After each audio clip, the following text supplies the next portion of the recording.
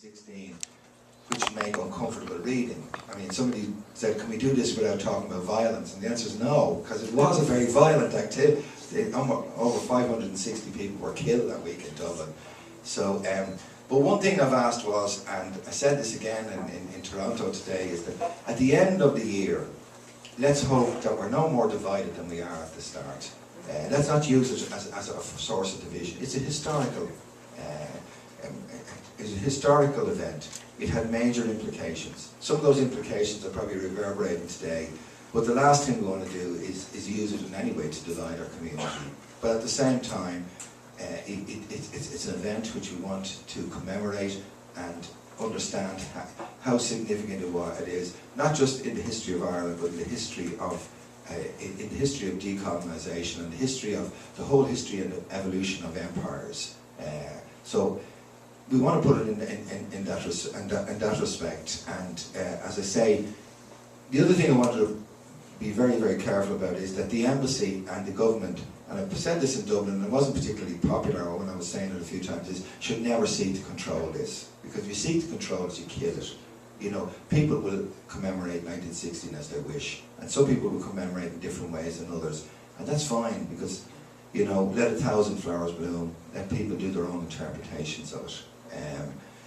Now, as we said, what we've done is we've taken about $25,000 in the embassy, and we're grant aiding organisations throughout Canada, including here, and I have a check here.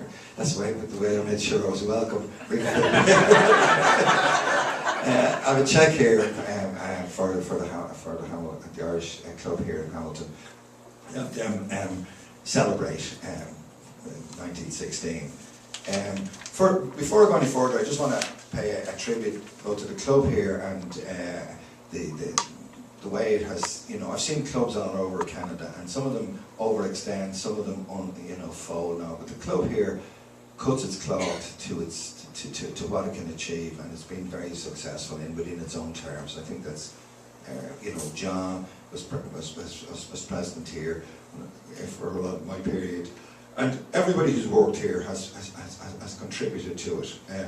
I'd like also to pay a tribute to Michael Quigley, because Michael is tremendous at organising things, and you start talking to Michael and you realise after about 10 minutes, how did I agree to do that? He has a great ability to get us to organise, but so I just want to say, Michael, we really appreciate your efforts, and we're delighted with it. Okay, to 1916 now, as I say. The first thing I want to say is that in 1916, everybody has different interpretations of it, and I'm going to talk a little about my own, first of all, and my own background on it. First of all, my family are old Dublin family. The earliest I can find them in Dublin is around 1840, so they were well ensconced in Dublin by the time of the Rising. And whereas some of the earlier ones were very successful, but in 1916, I'm afraid we were back where we often are, back in the swamp. So we were only living cheek by jowl with Sackville Street. And my father was alive at the time. He was only 3 years of age, and I said to him, and I hope this is never held against me afterwards, I said, what did you do in 1916? He said, well, actually, we all came out of Oriel Street and we looted. And that's, he said, you know, there were thousands that looted, but nobody will admit it. And he said, our family didn't. I got a new pair of shoes and various other things. The wife would kill me afterwards for saying that. But let's be historically accurate on it. And my family had a very, very normal Irish outlook, or Dublin outlook on the Rising. My family opposed the Rising completely in 1916, but rapidly changed like everybody else did because of the brutality of not just the executions, the fact that the military governor Maxwell, who's a strange man in his own right, used heavy artillery inside the city. You know, and that's the destruction of Dublin is really from the heavy artillery. It's the Helga, it's bringing up the guns in it, and so the overreaction was a huge effect. Somebody says it wasn't just a mistake; it was a blunder. It was a blunder of massive proportions to have done that, to manage to turn the whole city against the empire and that. So when it came like that, but one thing that I just want to talk about too is that people underestimate, I think, the growth of Christian Brother education in Dublin. as the fuel for the rising. I went to O'Connell schools. There were 2,000 pupils in O'Connell schools when I was there. It was founded in 1828, and by the early 20th century, it was a very, very strong Republican and Gaelic school. When the rising came about, and the Brother Allen, who was there at the time in 1960, the British Army occupied O'Connell schools there beside her, and Brother Allen, who was there at the time, afterwards he subsequently devoted himself to actually studying the rising. So O'Connell's unusual, in Scully-Connell is unusual in that it has actually a museum to the rising inside the school, because more of the volunteers came out of the school than even than St. Enda's. They've traced about 135 who fought, and somebody described it as the madrasa of the time, that it had a very, very strong cultural thing. Now I know John McKenna, who wasn't here tonight, he went to O'Connell's as well, so he could probably attest to that. So three of the former students were all executed on the one day on the 8th of, I think it was the 8th of May. Con Colbert, Eamon Cant, and Sean Houston. Three of the former students were executed. So I think the teachings of the Christian Brothers certainly provided a lot of the volunteers who would have come up through that educational system. And I became to that educational system, so it was almost mother's milk to us. And I still remember 1966, the 50th anniversary, and we were all brought out from the school. We were all given flags and everything. And at that stage, there was absolutely no doubt whatsoever, but everybody was in favour of the rising, and we were 100% behind the volunteers. And it was the whole country. Well, certainly the southern part of the country massively celebrated in 1966. And then what happened, obviously, subsequently a few years later, 68, 69, the trouble started breaking out in Northern Ireland. And gradually there was a change in official attitudes in Dublin. And in fact, the commemoration of the rising, which used to be a march, a military parade at Easter, even in the FCA we used to be dragged out for it. The whole thing changed, because within the South, with what was happening in the North, there was a complete closure of ranks, particularly among those who say were in power. There was great fear of the spillover of the effects of it. So there was if you like, a sort of censorship started developing, where you couldn't really talk much about 1916, and if you did, you were almost assumed that you were supporting people who were engaged in what was described then as a sectarian conflict in Northern Ireland. So just like today, if you showed any interest or if you got into human rights or something like that, you were soft on terrorism. And that's reality. That's the way societies react often. And there was a period then where, if you're working in government, or you're working, or even a politician, and I knew lots of politicians, people in government, and they would be afraid to express their own personal views, because it would be misconstrued, and there was a media particularly in Dublin, parts of the media, who were paranoid, and if you said a word, you'd suddenly find yourself to be somebody who was a subversive, or sympathies for subversives. So discussion was squashed, which is always very, very bad. And then, as the 90s started coming in, and the peace process started in Northern Ireland, my mother always had a phrase, "Coming events cast a shadow." And in the 90s, the early 90s, there was a beginning of a bit of perestroika or glasnost, and people started looking at it again. And then when the ceasefires were negotiated, and gradually a period came in when a lot of the censorship was lifted. And I'm not saying that the censorship was good or bad, I'm just saying it as a fact. People started re-evaluating. And today now, there's a much better attitude towards 1916. And everybody's embracing 1916. All the major political parties in the Republic owe their origin to 1916. Whether it's the Labour Party, Fianna Fáil, Fine Gael, or Sinn Féin, they all claim heritage from 1916. So, as I say, nobody can claim total ownership of it. In terms of Ireland, what was the effects of 1916? I mean, and people argue if they had left the situation develop and, you know, move towards home rule, and that, what would have happened? Well, number one, I'd say even though the ideals of the 1916 leaders hasn't been achieved, partly because they're unachievable. No country in the world treats every child equally. I would love to.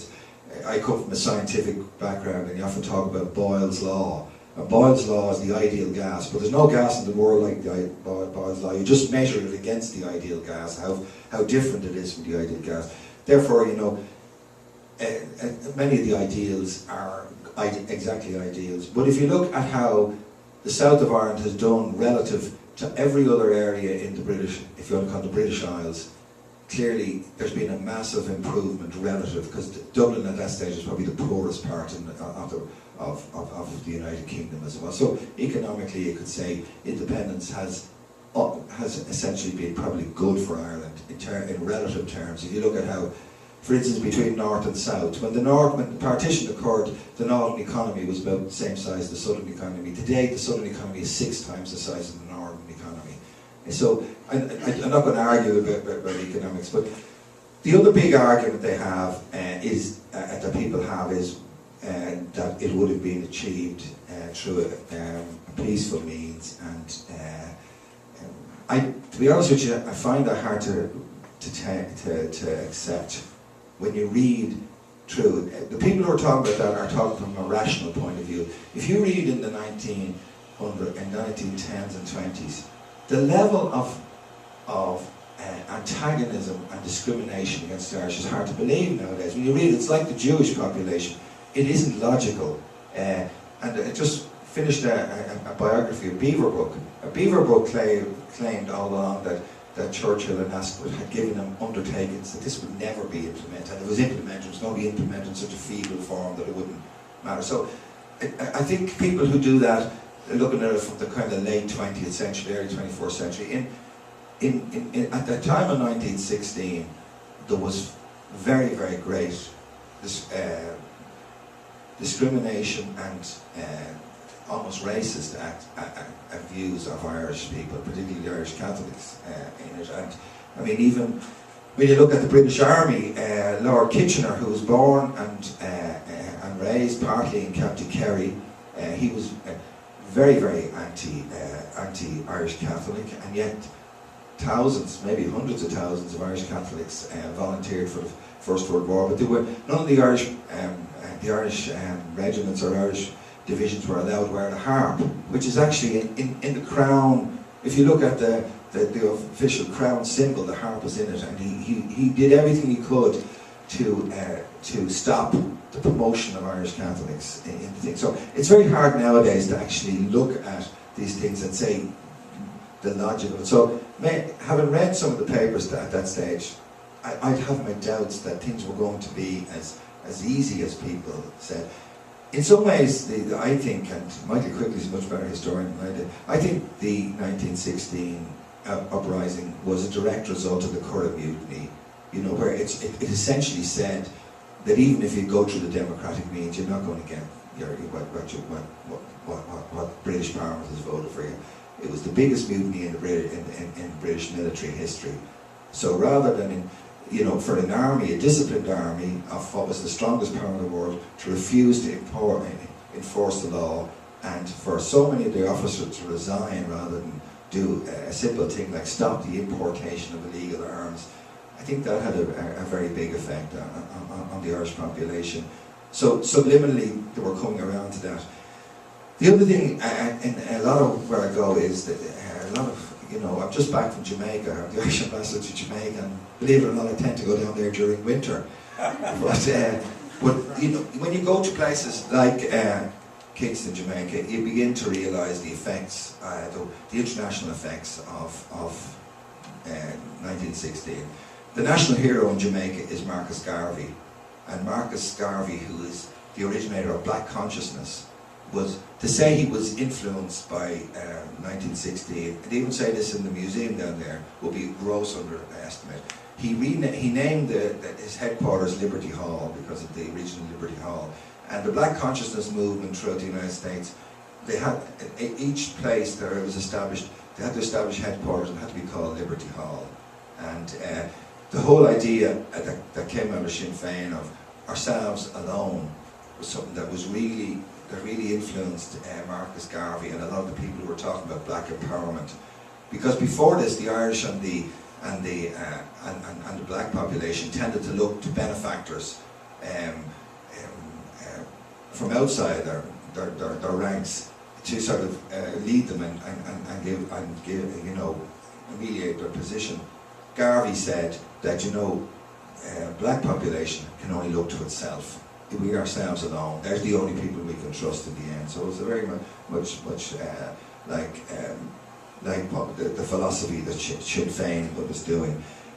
The other area was that after the crushing of the 1916 uprising and the rise of the subsequent War of Independence had a huge effect across the empire, and you find even in the Jewish struggle for independence in Israel, Shamir's, one of his code names was Michael Collins. So right across you would find that the Irish were not the first people to rebel against the empire. Obviously that happened in the Boer War in South Africa, but the Irish ones were much more usable for countries like India, like Israel, like many of the countries, Nkrumah and things like that in Ghana. They could look much more to the Irish as the inspiration for decolonisation. And part of the lessons was that if you revolt against the empire's going to hit you very hard. So therefore, it certainly shifted the whole balance much greater towards self-determination within the empire. The other thing is people often talk about is its effect on the peace process, and what is the relationship between the struggle that went on for independence in Ireland and subsequent troubles. And both sides are right, both sides are wrong in my view. A lot of what happened in the north did have echoes in the south in the War of Independence, and that's uncomfortable often for people in the south. But also the immediate, to read it just directly one to the other is a simplification, I think, of it. The other thing is, which I've been studying a bit because of here in Canada, is, the treaty in 1921, and of course Ireland was partitioned in 1920. The treaty didn't partition Ireland, and people often ask why didn't they argue about Northern Ireland? Because Northern Ireland wasn't created. By the time the Southern State got going in 1923, Northern Ireland existed for 3 years. So people say the issue wasn't partition, because partition was there and had been reinforced by soldiers. So I often have to argue with this in Belfast, who sort of say you deserted us. I said, well, it was 3 years after the the opening of Northern Ireland Parliament. So partition was already there, but that doesn't matter. But the independence that they got in 1923 wasn't really independence. Ireland wasn't an independent country. We often say that we got independence. Ireland wasn't an independent country in 1923, and virtually nobody recognised it as an independent country at that period. The Devil era was probably theoretically right, but Collins was probably practically right, because Collins's view was once they left the place, they had no ability to enforce it. Under the treaty, the British Parliament still had the right to legislate internally for the Republic, what's now the Republic, which people never talk about now. It's only essentially at the Statute of Westminster in the 30s that we got full legislative independence, even internally, and it was only by the 1940s that people started recognising this property as an international entity. So these things are never quite as simple as they look. I also think that I've been amazed by what's happened in Canada when we started the whole commemoration issue, I didn't think it would be anything like as big as it's been. It's growing. Every week we're getting new people coming in saying that they're organising events all over Canada. And we had a conference in Irish about a week and a half ago or a week ago, and I was amazed. The Loyal Sons of Scotland came along and put a wreath on the Celtic cross, and so we agreed that, you know, the moment of silence would be for everybody. It wouldn't be just for the volunteers who died. It'd be for the volunteers, the civilians who died, and the British Army soldiers who died in it, which I think was a very, very good idea. And I was delighted that the Loyal Sons of Scotland came along and played "Abide With Me," the hymn, as part of the commemoration. I don't want to keep rabbiting on, but up near me there's an old British military cemetery called Grange Gorman. It's actually on Black Horse Avenue, and in that cemetery, when I was a child, we used to play occasionally, and there are soldiers' graves there from 1916. Now, it was kind of very poignant to see them there. They could be marooned by history, you know, and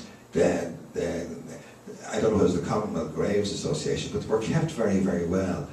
But when they were buried from what was then Marlborough Barracks, which then was renamed McKee Barracks, they would have been buried with full military honours. They would have everything like that. And today, virtually nobody knows who they are, other than, you know, some of the local children who read the grave or the terms on it. But you know, that's the general approach that we're doing. The general approach is that we want to commemorate it. It's part of our DNA, if you like to put it like that. We're not going to back off the fact that, you know, people died and people did things that under the heat of events they shouldn't have done, or done when you look at things very calmly. You don't do the exact same as if you're under pressure. But it is a seminal event in our history. It's something that, you know, if we had done what we've done in the 90s and tried to ignore it, I don't think there was a big commemoration. People made in when the 75th anniversary came, I have no memory of anything in it. So, you know, it was a casualty of the troubles in that way, and I think it was a mistake. I think we should never be ashamed of where we came from or how we arrived here. We shouldn't be uncritical, and we should look at other people's point of view. But I think it was a shame, and I'm delighted that the whole country is now getting behind 1916 and looking at it from various angles into it. I know I think even Arlene Foster's getting involved in the seminar as to what the effect of 1916 was on the Unionist community. So that's exactly how it should be. You shouldn't just walk away from your history, or you shouldn't concede it to anybody, because it's not belonged to anyone, it's belonged to everybody. So I'll take any questions. I don't want to keep rabbiting on. Your Excellency, I'm the Reverend Canon James Stiles, Yes. of Christchurch Cathedral, Yes. In Dublin. Yep. And I think where was boys. I lived on Castle Street for 24 years of my life. I speak both English and Gaelic. Yes. 1916 cannot be understood without knowing the history of what was going on at that time. This country of Canada, my adopted land, has a remarkable history in 1916. We became a nation in Canada. Yes. But what part did the Childers family play in the uprising of 1916 and later on in 1921-22? My own mother spent some time in Kilmainham jail, having broken curfew, and unfortunately was captured by the Black and Tans and put into Kilmainham jail for 3 weeks. Now, my father served with distinction in the Royal Air Force in both First and Second World Wars. I myself was too young to serve. But I'm a Dubliner from the Dean's Liberties. As I say, I spoke Gaelic and English. But I'd like you to tell me, sir, what part Erskine Childers' family played in the uprising of 1916. They are citizens and members of the congregation which I am non-which cannot. Yeah. Thank you, sir. Well, the Children's family obviously played a very large role, particularly with the Asgard, with the fact that they you know, the primary role was essentially the whole gun running. Certainly, that's what they're best known for. You know, there's a tendency sometimes, and it probably became much more pronounced, and Yeats often spoke about it, to turn 1916 into almost a sect. You know, it was a Catholic uprising. It wasn't a Catholic uprising, and in fact, a lot of the more thinking members of the leadership would be appalled by any you know, a sectarianism or anything like that. And in fact, there were plenty of Church of Ireland people involved, you know, in it. In fact, it's an honourable tradition, because one of the interesting things that have happened with the subsequent study of the Fenian invasion into Canada, and Michael Quigley again can contradict me here, but Peter Vronsky, who's done a lot of research into it, said the majority of the prisoners taken by the Canadian and the authorities in Canada were Protestant, Fenians. You know, the word Fenian in Belfast now just means Catholic.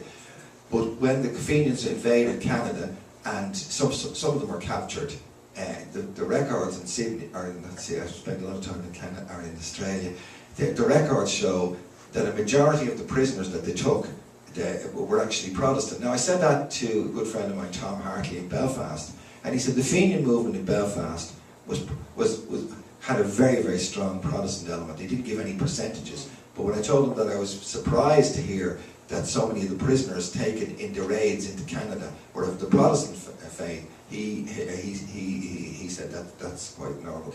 Yeah, the Children's family played a big role, and of course what's happened afterwards, Erskine children, was nowadays would be regarded as a war crime, you know, and the Children's family have played a big role, right down to the recent member of the European Parliament who is one of the Children's. But no, I think it was right to point out, and also to point out that, you know, that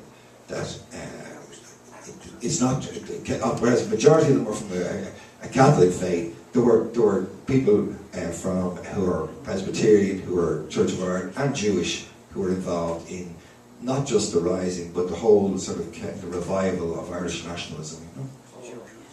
Thank you.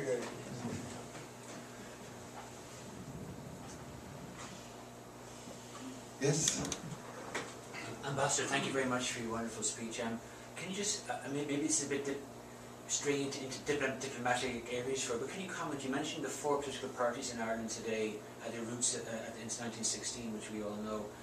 Where do you see this moving now? Because it's difficult to look back on that history and claim that you have a kind of a historical perspective or right, depending on your roots. Often political parties think that way, they're left or they're right. Where do you see Irish politics moving now, given we're 100 years after the revolution and the four parties claim their origins back in those days? Well, the last election was probably the most left-right election we've had in Ireland since the establishment of the state. It was interesting how the election went on, and how people and other parties are viewing the rise of Sinn Féin. Because, as I say, when the Troubles were in Northern Ireland's height, everybody ran a mile from republicanism, and it was very interesting to hear Joan Burton in the last days of the campaign describe herself as an Irish Republican, and the other parties did as well. I mean, if you go back, certainly into the early 60s, I remember, I had some relations who would be Fine Gael supporters, and they would be regard themselves as, Michael Collins' descendants. If you came to apart from Peter Barry in recent years, and I used to be Peter Barry's speechwriter for a while, and even he was very careful. The parties are starting to come back and reclaim that Republican kind of credentials. Fianna Fáil have always said it, and I think it varied on the individuals, and having worked with a lot of the individuals, some of them had thought about it, some were quite interested in it, others paid lip service to it.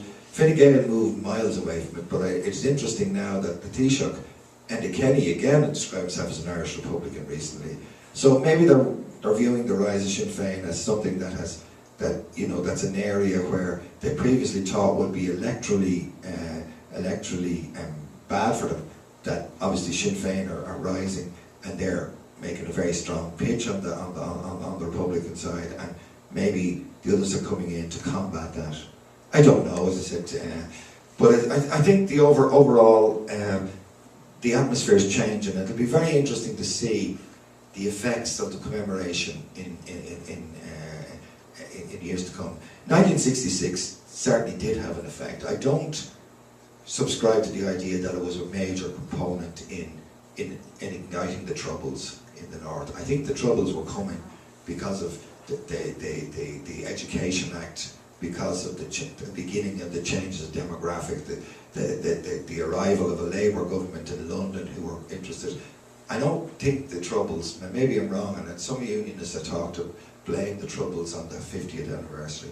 But I do think that, and again I say it here, is that I think the community in Canada, the Irish in Canada, up until recently, I don't think ever pulled their weight.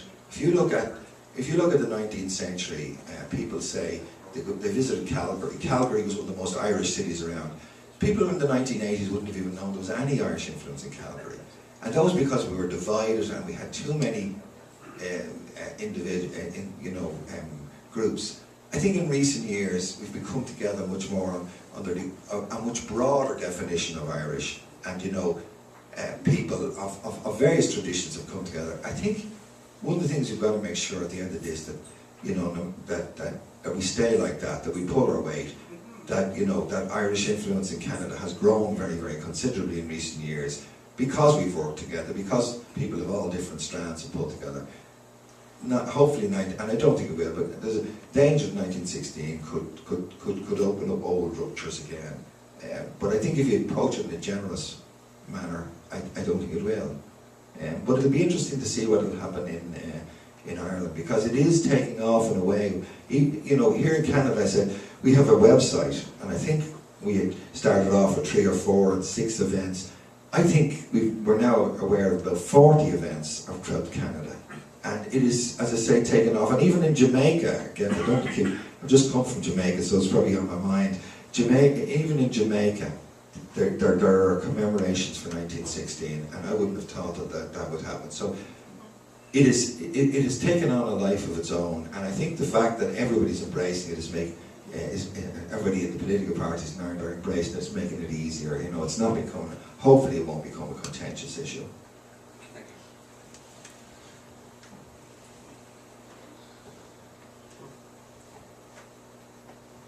Michael, you give a criticism. You're much better at this talking than I am.